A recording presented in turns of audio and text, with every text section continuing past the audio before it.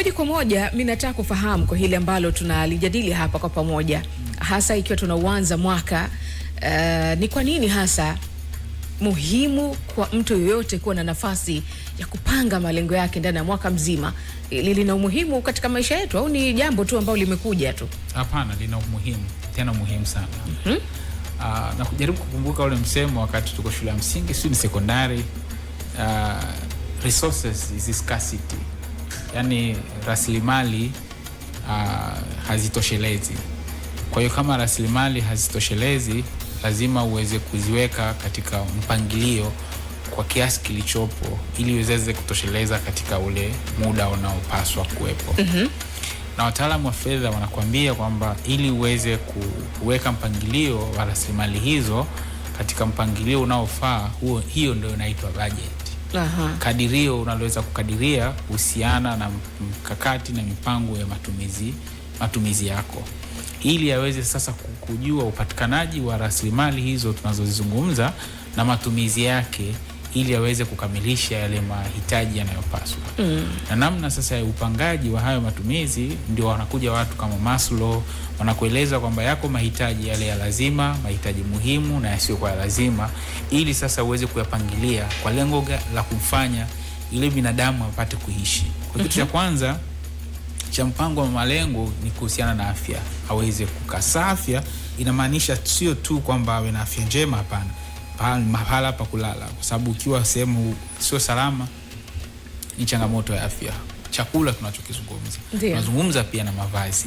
Lakini tukija katika zile sustainable development goals, ukiona hizi za mwanzo zinazungumza masuala ya njaa, zinazungumza masuala ya umaskini, zinazungumza masuala ya elimu, zinazungumza masuala ya usawa, lazima ziwe zimepewa kipaumbele, kwa sababu elimu lazima iwepo, watu waelimike, watu wastaarabike. Kwa hiyo unakuta mipango kama wako mashuleni waweke. Sasa na hata hivyo unaenda kama taasisi na zenyewe zinaweka mipango kutokana na malengo yake, ile memorandum of understanding au ule article of association ilivyoweka mikakati yake kimpangilio, ambayo mara nyingi inakuwa katika strategic plan. Sasa hiyo ni strategic plan kama taasisi, lakini sisi kama watu wa kawaida kwenye maisha na wenyewe tunayo strategic. Strategic maana yake nini? Mpango mkakati ambao unaweza kuzingatia yale ya msingi ambayo nimeeleza hapo awali. Kwa haya ambao umenifafanulia hapa sasa hivi, maana yake ni muhimu na ni lazima kila mwanadamu kuwa na mpango wa maisha, sivyo? Ili maisha yapate kusonga. Ni lazima. Sasa kuna watu huko pengine wanaweza kufananisha, labda pengine watu wakatolea mifano ya kizamani, pengine babu zetu, bibi zetu walikuwa kiishi kulingana na maisha yao na nyakati zao. Lakini sasa hivi usasa umekuwa mwingi, pengine mambo ya teknolojia yameongezeka zaidi, labda ndio yanatengeneza pengine maisha lazima kuwa kwenye mpangilio, la sivyo unaweza ukajikuta unakwenda tofauti. Hili unalizungumzaje? Mimi naweza nikakwambia, akisema mtu hivyo ni waleo ambaye hakuonayo hiyo zamani unaizungumza. Kwa sababu naamini kwamba zamani wazee wetu walikuwa na mpangilio kushinda hata sisi tulionao. Kwa sababu nakumbuka mimi, mzee wangu, babu yangu mimi, anakujua kwa anakwambia kwamba haya mazao haya ni ya mbegu ya shambani, na hii ndio tutakayokula. Na walikuwa wanaweza kuhifadhi hata mazao yao kwenye vile vijumba fulani hivi, walikuwa wanaeka darini, yani inatunzwa kabisa katika ule mpangilio, yani wa mazingira ambayo yanapaswa kuwepo, na walikuwa wakifanya kulingana na nyakati zao kabisa, na kwa ubora ambao ulikuwa ni fanisi kuliko huu tunazungumza. Tofauti sasa hivi, mimi nadhani hatuna malengo.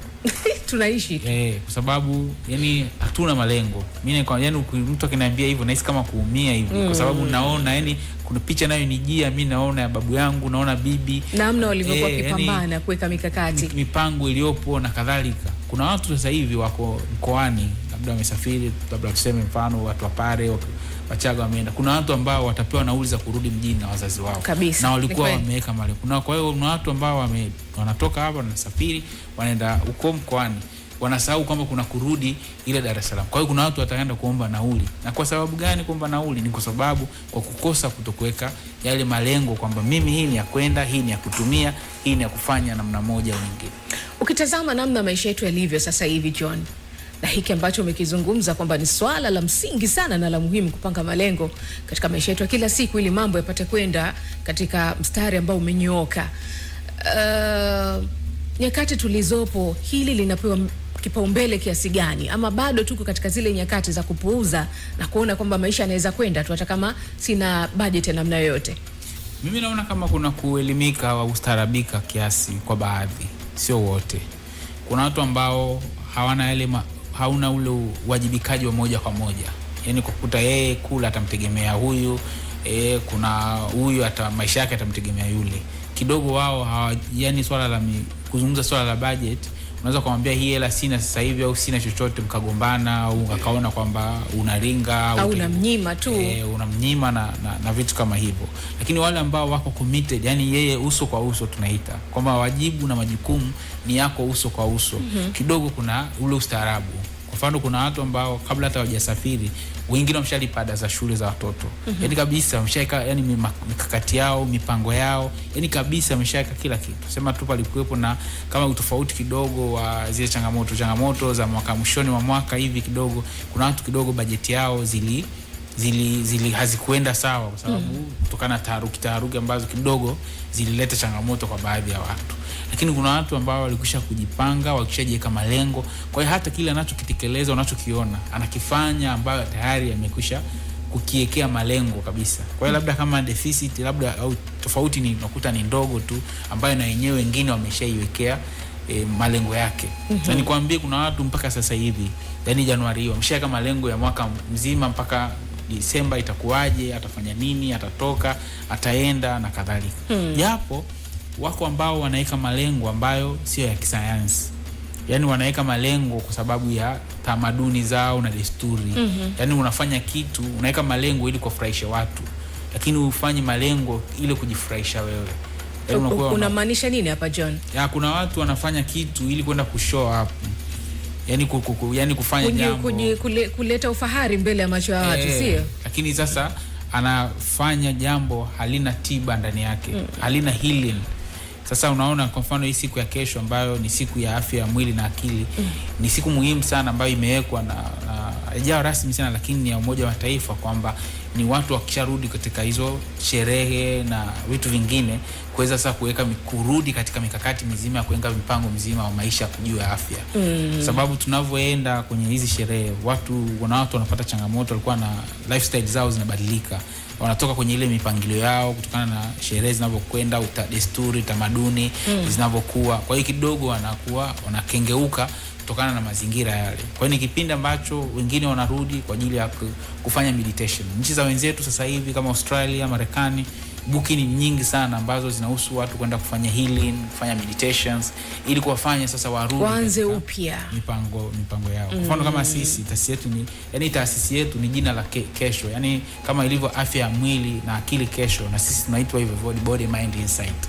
Kwamba lengo sisi tunataka, ndio maana tunatoa elimu ile jamii kufahamu kesho ni siku tunasema know your number. Yaani jua kwamba pressure yako iko ngapi ndio umesafiri. Nao ushahidi kabisa wako ambao baada ya kurudi kwenye hizi sherehe walianza kuugua, kupata maradhi kadhaa hasa yasiyokuwa ya kuambukiza. Mwishowe amewapelekea kupata matatizo makubwa na wengine wamepoteza maisha. Kwa hiyo ni kipindi ambacho tunasema know your number. Yaani kama vile unavyotumia kifaa chako, ukirudi lazima uje kukikagua sasa ukiandae vizuri kwenda kwenye shamba au kwenda kwenye matumizi. Hao unayozungumza John ni mambo ya msingi kabisa katika maisha yetu kila siku na yana tija kubwa sana. Pamoja tukileka na hili pia la masuala kuwa na mipango ya maisha yako ndani ya mwaka, hasa tunapoanza mwaka kama huu. Kwa namna tunavyokwenda, unahisi ni wapi zaidi tunafeli? Ndio maana tuna makundi kwamba kuna baadhi ya watu wanajali hivi vitu na kuvipa kipaumbele kwenye maisha yao, lakini kuna baadhi ya watu hawajali, yani hawajali kabisa. Wanaona tu kawaida, maisha kila siku yanasonga, nachokipata leo nitakitumia, kesho sijui itakuwaje. Wala sijui nikiumwa nitatibiwa vipi, mwezi ujao maisha yangu atakuwaje. Unadhani ni kwa nini tunaishi katika maisha ya namna hii? Wapi ambapo tulikosea? Ama hii ilipaswa kuwemo katika mifumo ya maisha yetu kila siku tangu mtoto anapozaliwa anapaswa kukuzwa katika tamaduni za namna hii, ama maskulini tulipaswa kupewa somo pengine maalum ambalo lingetutengeneza na kutuweka katika mpangilio mzuri wa maisha yetu? Ndio swali lako, umelipa majibu mazuri sana ambayo singependa niliharibu hilo jibu, kwa sababu mimi kama mtaalamu ambaye ni psychologist, ni neuro health specialist, tuna shida kubwa sana ya kuwajenga watoto katika misingi ya maisha yao, hasa maisha ya afya. Mimi nikwambia hakuna gharama kubwa kama afya. Ya tunapozungumza kwamba wewe weka akiba yako, lakini ugonjwa au maradhi yanapoingia ndipo unapoweza kujua kwamba ni nini kipo, ni nini hakipo. Nasema wewe ukisema kwamba huna muda, siku kiugua ndo utajua kwamba afya ni jambo la msingi. Kwa hiyo kama watoto tungejengea yani umuhimu wa afya check, yani jinsi tunavyohangaika kupeleka watoto shule na kuwajenga katika kutizama afya zao, check up, afya check ni msingi bora. Nikupe mfano. Unakuta baba ana maradhi ya sukari au shinikizo la damu. Mama anajua, mama pengine naye ni wale katika hii sehemu. Tunajua kwamba magonjwa haya yasiyokuwa ya kuambukiza yanarisishwa. Kwa ina maana kwamba katika kuanza kwenda kumrithisha ile kugawa mirathi, lazima utambue kwamba kiko kitu ambacho na chenyewe kina mirathi ambacho hakipelekwi mahakamani. Ni kuhusu ya vile vinasaba ambavyo unamrithisha mtoto wako. Kwa hiyo lazima tujue kwamba tayari hiyo ukoo na ujua kwamba babu ana changamoto, ili jambo liko kwenye ukoo. Watu nakuta labda watu wanajua ukoo, sijui mtambiko, wanaenda sijui makanisani, sehemu nyingine kufanya mambo. Ni sawa kufanya mambo, si kuvunja na nini na kadhalika. Wanasahau na wenyewe kwamba ukoo kuna shida ya shinikizo la damu, kuna swala la sukari. Halivunjwi kwenye matambiko, linavunjwa kwa kubadilisha muundo wa maisha yako. Kwa hiyo linavunjwa kwa kujenga ile mazoea, ile habit ya kucheki afya yako. Sasa tusipoweza kujenga ile desturi kwa watoto hawa, sasa kuwajengea uwezo wajue kwamba kuna umuhimu wa afya check, yani tumeshapoteza. Hata elimu utakayompa itakuja baadaye na tereka hivi nafika. Mimi nakaa kliniki, unakuta kijana anakuja na miaka 26, anakuja na cheki sugar. Hacheki kwa sababu anakuja kupima. Amekuja kwa jambo lingine, tunabidi tumshauri kwa namna moja nyingine. Unakuta kijana na sukari 19, 18, uwe tayari ni diabetes tayari. Yaani maana yake ni mgonjwa, yani ana maradhi sahihi ya sukari. Sasa utegemei kwamba na miaka 26 future yake inakuaje? Figo iko karibu hapo, shinikizo la damu liko karibu. Ni nini ambacho unategemea? Lakini naomba nikuthibitishie kuwa na sukari, kuwa na shinikizo la damu kwenye ukoo haimaanishi na wewe utakuwa ni muathirika. Endapo tu utazingatia utaratibu wa check up. Yes, uzingatia na kubadilisha muundo wako na mpango wako wa maisha. Mfano diabetes 2 ni mpango wa maisha tu. Labda diabetes 1 mtu amekuta sukari namba 1, ndio hii kinaresishwa moja kwa moja, unakuta unazaliwa nacho. Lakini namba 2 ni kile kinachotokana na maisha ambayo ile unaishi. Sasa mipango, hatuwezi kupanga mipango bila kuweka mipango ya afya. Mipango mizuri. Ndio maana hii siku ya kesho tarehe 3 Januari iko mahususi kumkumbusha kila mtu kwamba weka mipango, na mpango rasimu. Noa akili yako. Ukiinoa akili itaimarisha mwili, na mwili wako ukiunoa vizuri utaimarisha akili yako. Hakuna maisha pasipo afya ya akili kabisa. Kwa hiyo mipango ulionayo lazima uangalie. Na pia katika masuala mizima ya mipango, kwa nini mipango inakuepusha na wewe kuingia kwenye changamoto ya afya ya akili ambayo tunaita ni stress au msongo wa mawazo. Kwa hiyo unajua kwamba mipango yangu mimi, kiasi changu mimi ninachokipata kwa mwezi ni hichi, matumizi yangu yatakuwa ni hivi. Pia mipango inakusaidia kukumbusha kwamba hichi kiwango tulichonacho ni kidogo, tujiekeze zaidi, kufanya hata biashara, kuuza mboga, mama nyumbani, kujiekeza ili kuongezea kwenye ile rasilimali. Tunaona nchi inasema kwamba tuna mipango hii, kiasi kadhaa cha bajeti ya taifa kitatumikiwa na hela zetu za ndani, kiasi kadhaa tutakopa kutoka vyanzo hivi vya kadhalika. Kwa hiyo bunge likienda, bwana bajeti imekuwa, unaona tuongeze viwango vya nini, vya gharama labda soda na vitu vingine. Je, jiulize wewe, mimi na wewe tunaongezaga nini? Tunao nafasi ya kuweza kuangalia mipango yetu na kujua pale unapoona imeyumba unafanya vipi? Tupunguze kula kitu fulani au tuongeze kufanya kitu fulani. Je, tuna nafasi kama hiyo? Kwa hiyo unaona kwamba vyote hivi ni viashiria ambavyo lazima tuweke mipango ya afya ya mwili na akili ituwezeshe sasa kutekeleza wajibu wetu na kufanya yale mambo yanayokusudia katika jamii. Sawa. Tumeanza mwaka jana tarehe mosi, leo tuko siku ya pili ya mwaka mpya. Kwa mtu ambaye anatusikiza sasa hivi, ni vitu gani vya msingi anapaswa kuzingatia sasa ili kuweza kujitengenezea ule mkakati ama malengo ambayo yatamsogeza na kuwa katika mstari ulionyooka katika maisha yake ndani ya mwaka huu na mwaka ambao utafuata? Kitu cha kwanza lazima ajijue iko wapi, kwa sababu tunapozungumza huu ni mwaka 2026, sio wote walioko 2026. Wako bado ambao wako 2025. Kwa hiyo sasa lazima tujue kwamba wako kule ni kitu gani kimewashikiliza. Wapo kule kwa maana ipi? Yani uelewa kwamba tunapozungumza mwili na akili, mwili unaweza kawa uko na mimi hapa, akili yako haipo, iko sehemu nyingine. Na kinachoratibu mfumo mzima wa mwili ni akili. Pale ilipo akili ndiko ambako inafanya mambo mengi kuliko sasa hivi. Wako watu ambao kwa mwaka uliopita ulikuwa pengine na vikwazo kwao, ulikuwa ni mgumu kwa namna moja au nyingine, ulikuwa na changamoto nyingi, kufiliwa, kupoteza kwa namna moja au nyingine. Sitaki kuelezea yote ya mwaka ule, mwaka jana.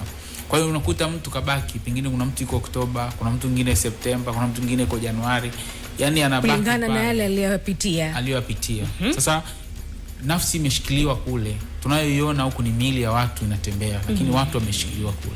Ni ngumu sana kupata ile munkari hari ya kuweka mipango. Ndio maana tunasema mwaka mpya if nothing haina zaidi ni kumbukumbu tu zinawekwa, yani kupunguza faili ili kuweze kuweka katika mpangilio wewe wa kuhifadhi vitu vyako. Kwamba kama kwenye kompyuta yako huwezi kuweka kila kitu kwenye folder moja, lazima ucreate folder tofauti ili kuminimize ile riski za kupotea. Na mwaka hivyo unakuja. Kitu muhimu katika maisha watu wajue, sio mwaka, sio siku, wala sio mwezi. Kitu muhimu katika maisha ni dakika, ni sekunde na dakika. Kadiri zinavyobadilika na kuenda na kutembea ndio maisha. Sekunde zile zinazohesabu na dakika zinazokwenda ndio. Nenda kwenye mazoezi. Fanya mazoezi, utahesabiwa dakika. Huhesabiwi siku wala huhesabiwi mwezi. Nenda hospitali, utaambiwa kadhalika. Kwa hiyo msingi mkubwa wa kwako wa kuzingatia ni zile dakika zako ulizonazo na sekunde ulizonazo na dakika ulizonazo. Saa ni dakika zilizotengenezwa mara ngapi unazidisha. Kwa hiyo zote hizo ni records tu zinawekwa. Kwa hiyo wewe usione kwamba ishi kwa dakika, usiishi kwa siku wala kwa mwezi wala kwa mwaka. Ishi kwa ule muda. Tunasema be present, be on seconds. Mimi napendaga kusema hivi, be on seconds. Kishukuru kile ulichonacho. Kwa sasa hivi tuko studio, let appreciate, tushukuru huu muda tulionao, uone wao ni muhimu. Usibaki kuhesabu ya jana, usibaki kuhesabu ya kesho itakuwaje. Don't prison yourself. Kuna watu ambao wako rumande wameika 25 imeshapita. Let's go, iache ipite. Tusimame katika muda huu tuliopo sasa hivi. Kwa hiyo ni muda ambao unakupa fursa na mipango mingine mipya. Kwa sababu unapoendelea kushikilia kitu cha nyuma, kwa ukishikilia kinaharibu mipango hata ile ambayo hujaweka mipango. Nimeongea lugha ngumu. Ni kwamba unapokuwa umejishikilia kwenye nyuma inakuleta athari ya kisaikolojia. Hilo la kwanza. Pili, itakuathiri wewe katika kuendeleza maisha yako. Kwa ina maana hata kile kidogo ulichokuwa una uwezo wako cha kuzalisha shilingi 10,000 hautakuwa na uwezo tena wa kukizalisha hiyo 10,000, utazalisha kinyume. Na kipungufu yake maana yake itakuletea madhara na matatizo mengine. Labda ya vyakula, sehemu ya kuishi na kadhalika, wengine kusimamishwa kazi, kujiingiza kwenye ulevi, kukata tamaa kwa namna moja au nyingine. Kwa ina maana ni deficit, yani unajitengenezea changamoto katika ile kuchukua wajibu katika maisha yako. Kwa hiyo naona ni muhimu kuweka ile mipango, na mipango mzima ni afya yako. Kwa hiyo tuzingatie vitu gani hasa? Kama tukisema tuanze kuchora sasa hivi, tunachora namba ngapi? Kwamba moja tufanye kitu moja, fanya hiki; pili fanya hiki; tatu fanya hiki. Ni vitu gani tuvipe kipaumbele ili kuweza kuitengeneza sasa mipango yetu kuwa katika mstari mzuri? Okay, ni mahitaji yako.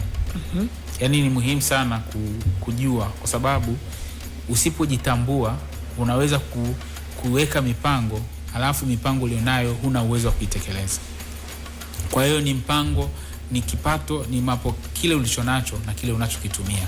Lakini ni kitu gani ambacho kinakukeza wewe katika kukitumia? Mfano, narudi pale, swala la kwanza ni afya.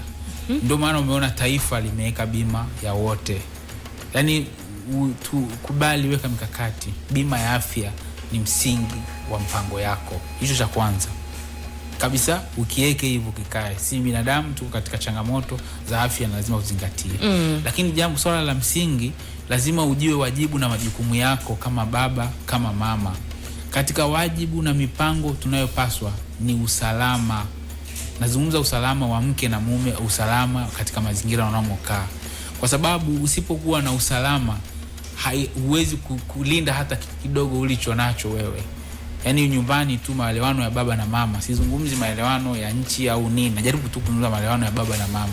Tafaruku ukitokea hivyo, kwa lazima ujiheshimu. Heshima na kuzingatia wengine ni jambo muhimu. Kwa nini nasema ni jambo muhimu? Mtu anaweza kaniambia, Ambrose, kwa nini unapenda kujianzisha hilo? Hamwezi mkakaa meza moja mkazungumza kwamba tunahitaji shilingi 50,000 kwa mwezi, wewe utoe shilingi 5,000 na yule atoe 30,000 kama hamko katika maelewano, mnaelewana vizuri. Kwa hiyo lazima uweze kutengeneza ile harmony, yani yale mazingira ya kuelewana, wote mkaona kwamba tunawajibika katika hili jambo. Katika kujitambua hivyo, utaona kwamba inatokea mwenzio anakuambia kweli, najua uko wewe 20,000 sawa, basi mimi nitafanya hichi. Hebu mama, mimi endelea na masuala ya mipango ya chakula, mimi naendelea kumaliza kupaua ile nyumba. Lakini jambo lingine, yako matumizi ambayo tumejiingiza yametuletea ulemavu, na ulemavu unatokana na hasa kuingia katika makundi, matumizi ya kupitiliza ya pombe na mahusiano yasiyokuwa na mkakati au na mpango maalum. Yani hiyo ndio mimi nasema, yani mimi nasemaga mahusiano yasiokuwa na leseni. Kwa hiyo muda wote unaendesha gari yako tu, huna road license na kadhalika. Nafikiri wanaume wananielewa. Ni kipindi hichi cha watu kujua kwamba wana watoto 6 lakini ada wanalipia watoto 12. Sijui hizo hesabu ni vipi, wala usiniulize. Tunatokana na nini? Wala usiniulize hilo swali. Watalijibu wenyewe. Kwa hiyo ni kipindi ambacho tunapaswa kuwa na leseni kujua, hasa katika hichi kipindi hichi cha masuala ya shule na kadhalika. Lakini katika mrejesho, mikakati iliyopo ni swala la uchumi, kujikwamua katika kile kidogo ulicho nacho kwenda mbele. Tuna shida sana ya tafakari. Tuna shida ya tafakari sana, kwa sababu ukiwa na uwezo wa kupata, unajua maana kesho inakuepo. Akiba. Vitu gani vya kuzingatia mtu anapotaka kujipangia malengo yake hasa mwanzoni mwa mwaka? Nilikuwa najaribu kuzungumza kwamba tunapoweka mipango lazima iwe mipango shirikishi.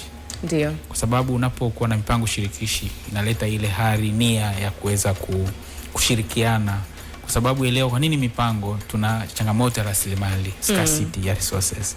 Kwa hiyo mnaposhirikiana unaweza kujua mama atatoa nini, baba atatoa nini. Sasa panapokuwa sisi wanaume tuna ile tabia fulani, ni ngumu sana kushirikiana. Na pale ninapohitaji kwamba tunahitajika sasa tuwajibike, tunaleta ile frustration, yani kuonyesha kwamba utaki kuongea na mtu, yani kutengeneza visa vingi. Yani tuna changamoto kwa wanaume katika hilo. Kwa hiyo unakuta watu baadhi mipango mingi ambayo wamekuja nayo ni ya mama, baba anakuta tu anakuja, au mipango mingi ni ya baba, mama anakuwa katika mikakati hiyo. Na unadhani kwa nini inatokea hali ya namna hii kwenye familia? Ni kutokuelewana. Na pili, kuna wakati mwingine tunapokuwa na kipato tunasahau ushirikishwaji. Yani kuna hali ile kwamba kwa kuwa mimi shida sio fedha au shida nina hela, kumshirikisha mkeo katika hilo jambo linakuwa ni changamoto. Kwa hiyo unakuta hata mipango ambayo mama anaifanya haiendani sawa na hali halisi iliyopo. Anafanya kutokana na mtazamo wake alionao.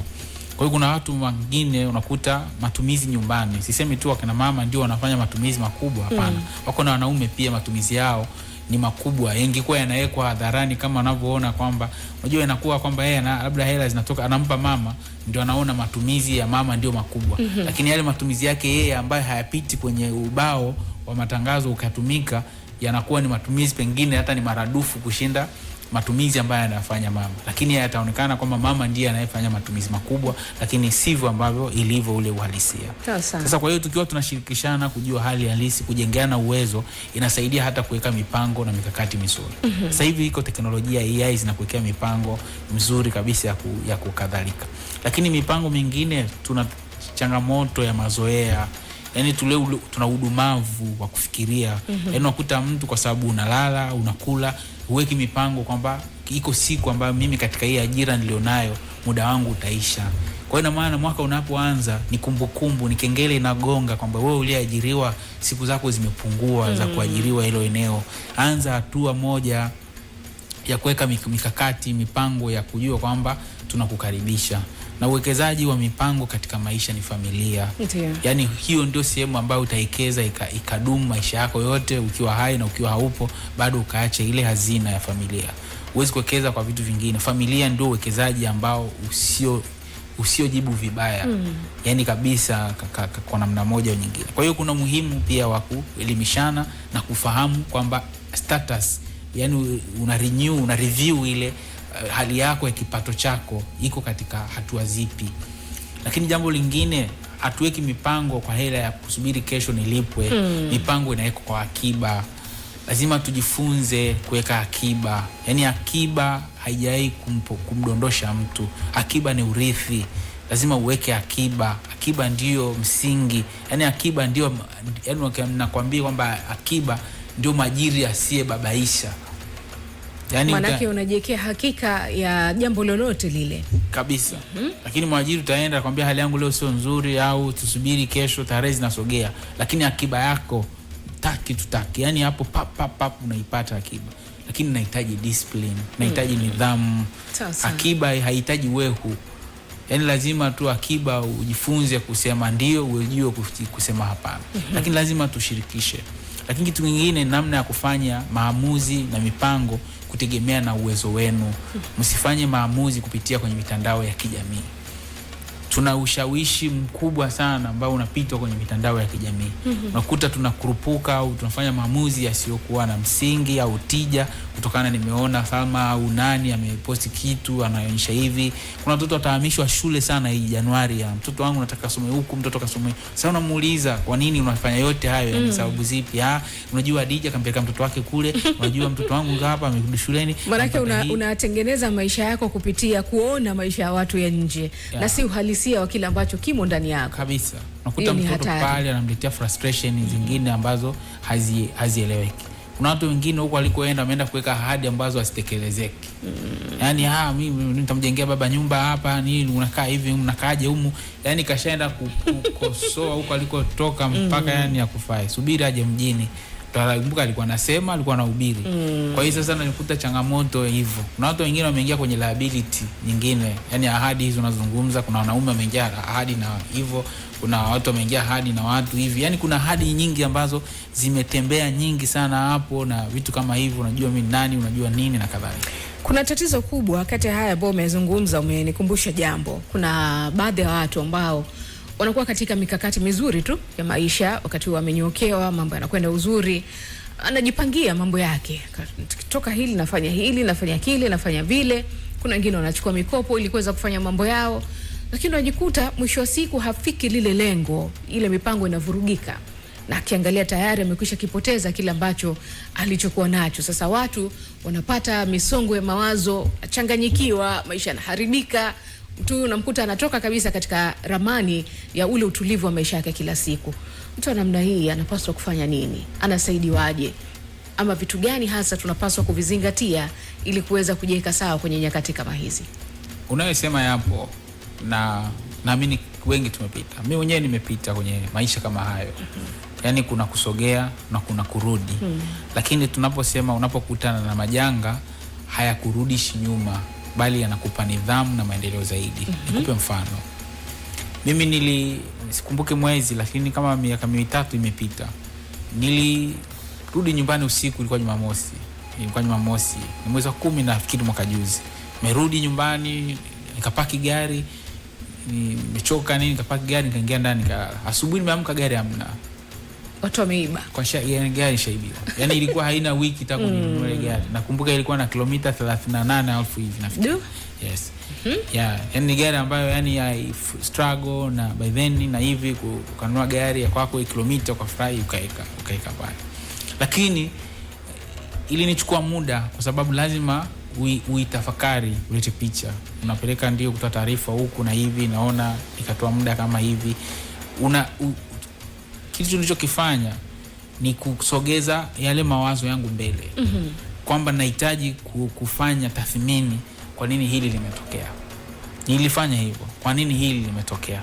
Kwa hiyo nilipata wakati mgumu, sikupata wakati mgumu kwa maana kwamba nimerudishwa nyuma. Nimepata wakati mgumu kwamba nataka nisogee mbele. Kwa hiyo nilihakikisha kwamba nyumbani kwangu nimepaboresha, kuweka ulinzi wa kutosha. Yani ukija nyumbani, yani unaona kwamba hapa anakaa mtu. Pili nikasema nanunua gari ambayo sasa ni yangu mimi, yani natoka pale siwezi kurudi kununua gari kama hii. Nikanunua gari ambayo ni mara 3 zaidi ya ile ambayo ulinunua mwanzo. Nilinunua mwanzo. Kwa hiyo ikaona kwamba imenipa. Lakini nikaendelea siku moja nikiwa kwenye mazoezi mwaka jana tu. Nafanya mazoezi, napendaga asubuhi kufanya mazoezi, au vishatu si bodaboda vishatu, akaja akanikwapua simu, akanichukua simu ni ya thamani kubwa. Lakini mimi nilichukua muda tu kwamba okay sawa, imetokea hii, lakini sirudi hapa. Pengine labda kwa sababu wife ashaniambia simu tafuta nunua, badilisha muundo kutokana na kazi zako, nika move. Kwa hiyo mimi naungana na watu kwamba yako matatizo yako kabisa, lakini tunasema resilience, yani bounce back, yani ndio yapo, lakini usiyashikilie. Mimi nazungumza usiruhusu ya kutoe kwenye mstari ambao umenyooka ukaingia katika mstari ambao utakuyumbisha zaidi kwenye maisha. Maana ni ulemavu si kuibiwa, ulemavu ni kukubali umeibiwa. Kwa hiyo mimi nazungumza kama testimony, kama mtu ambaye nimekutana na hayo, lakini nazungumza kama mtaalamu ambaye nakutana na wengi wanaosimulia. Na ninakwambia kwamba wengi ambao wamepiga hatua kubwa zaidi ni wale waliokutana na changamoto nyingi ambazo wako. Sababu gari ile mimi nilinunua gari ya mkopo, nilichukua mkopo benki, sio kwamba eti ni kwamba nilinunua tu cash. No, nisema hii gari lazima ninunue, kaenda benki wakanipa mkopo vizuri tu. Ndio maana wakati mwingine nasema PBZ benki wewe unaiheshimu, ni benki ambayo inaelewa kwamba mtu yuko kwenye wakati gani na namna, hawana ukali. Yani tunasemaga haukufanyia ukali, lakini wako kwenye taratibu nzuri za benki na vitu kama hivyo. Kwa hiyo kuna watu pengine nani uko naye pia, unajua katika kuweka malengo nani rafiki yako. Lazima ufahamu tu na unahifadhi wapi hela yako vile vile kama ulivyosema.